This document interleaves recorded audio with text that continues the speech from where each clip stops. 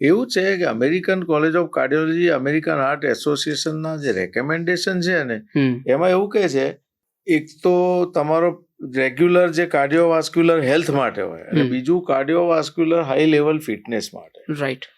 Regular cardiovascular health માટે તમારે 150 minute અઠવાડિયામાં એ લોકો કહે છે કે મિનિમમ તમારે કરવી જોઈએ કસરત. એમાં થોડું મિક્સ તમે વેઇટ્સનું ને એનું કરો રેઝિસ્ટર તો બહુ સરસ. બરાબર. અને એન્ડ્યોરન્સ માટે કરતા હોય તો 300 મિનિટ કરવી જોઈએ, કાં તો 150 મિનિટની એકદમ વિગરસ કરવી જોઈએ. બરાબર. આ ક્રાઇટેરિયા છે. ઓકે.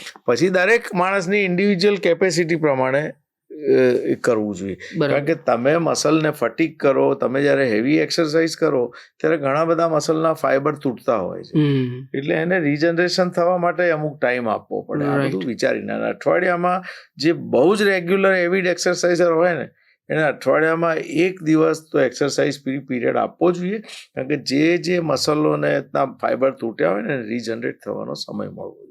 ઓકે. પણ નોર્મલ માણસ જે રેગ્યુલર સિડેન્ટરી કે મીડિયમ લેવલની લાઈફ જીવતા હોય ને, એના માટે રોજ કસરત ચાલવાનું કરતા હોય તો કરી જ શકે. બરાબર. પણ કંઈક કરીને અઠવાડિયામાં 10-10, 15-15 મિનિટના 2-3 સેશન બી વેઇટ, લાઇટ વેઇટ ને રિપીટેશન કરે, મસલ માસ મેન્ટેન રાખે, બરાબર, તો એ બહુ જ સારી વસ્તુ છે.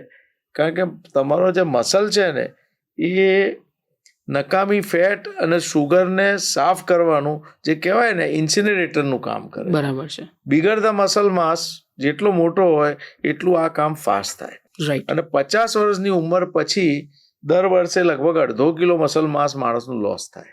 અચ્છા. અને નોર્મલી એ કાં તો રિપ્લેસ થાય ફેટથી અને માણસ જાડિયા દેખાવા માંડે, અને ઘણી વખત એકદમ દુબળા પડી જાય, એટલે એ વેસ્ટેડ થઈ જાય. રાઈટ. એ બંને વસ્તુઓ ખરાબ.